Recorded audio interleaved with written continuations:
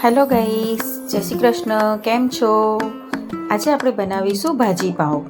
ભાજી પાઉં બનાવવા માટે આપણે કુકર લઈ લઈશું. કુકરમાં 2 મોટા બટાકા લઈ લઈશું, ગાજર લઈ લઈશું, ફ્લાવર લઈ લઈશું, કોબીજ, અડધી ચમચી મીઠું લઈ લઈશું, 1 ગ્લાસ પાણી એડ કરીને કુકરનું ઢાંકણું બંધ કરીને 3 વિસલ વગાડવી. હવે બધા વેજીટેબલ બફાઈ ગયા છે. એને આપણે મેસરની મદદથી મેશ કરી લઈશું. હવે આપણે એક કઢાઈ લઈ લઈશું, તેમાં તેલ એડ કરી દઈશું અને કાજુ ફ્રાય કરી દઈશું. કાજુ એકદમ ઓપ્શનલ છે, તમને ભાવતા હોય તો તમારે એડ કરવા.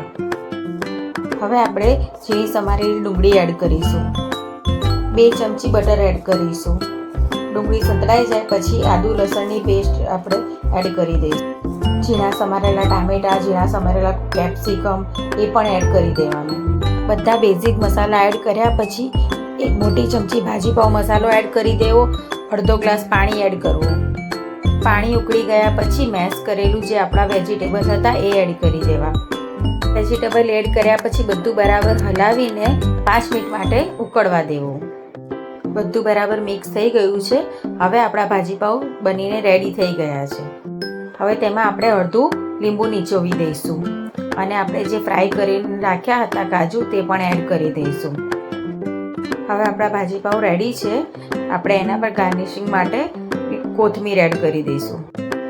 તમને મારો વિડીયો ગમ્યો હોય તો લાઈક અને સબસ્ક્રાઈબ કરી દેજો. Thanks for watching.